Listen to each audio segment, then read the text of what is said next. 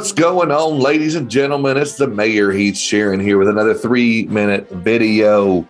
And I'm pumped to be here with you this week. And we're talking data and we're talking agency management systems and the reasons why your agency management system reports are wrong or are not necessarily correct.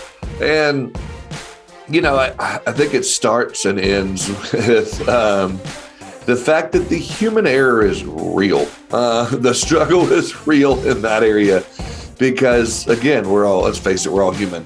And as a former agency owner and a former producer and worked in agencies, it happens. It happens in my own system here with HubSpot, with APP.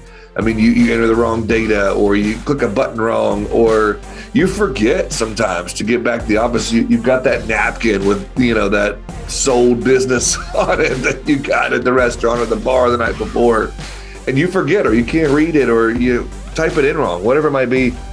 That human error is definitely a real issue. And I think that's important that you make sure that you take your time, get that information in there correctly.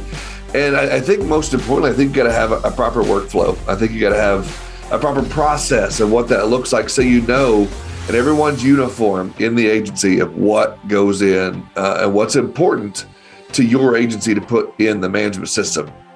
Since agency workflow usually consists of a process similar start, a similar middle, and a similar end, I suggest creating that template for those processes and standardizing them, automating them if possible so that, it makes sense. And so if you want the lead source to come in, or if you want the type of policy, whatever, you want certain information put in there from every person, you need to have that consistency.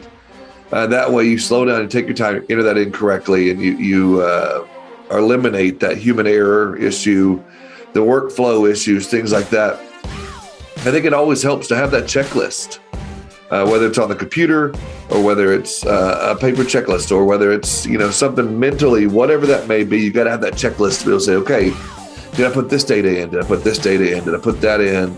Did I research to make sure I had this? Did I make sure I asked that question? Did I do this? And I think that's super crucial to make sure you've got all that management system information in there correctly. You got to have a checklist to make sure, yep, got that, yep, got that, yep, got that.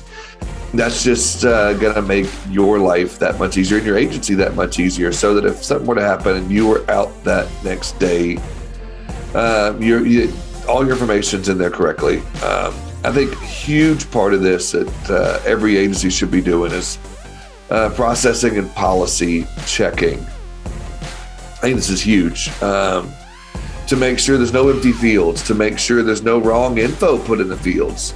And I think, missing phone numbers, missing emails, missing titles, wrong address, wrong phone number, wrong email address, duplicate data, all of that is found within policy checking. If you start doing those things and that becomes a regular routine, you're going to eliminate a lot of the wrong data in your agency management system. So let's make sure we do some of these things here. I think the human error is real. We've talked about accurate workflows, checklists, and that policy checking. That is huge to make sure. And that is why your agency management system reports are wrong. That's a mouthful, Kelly.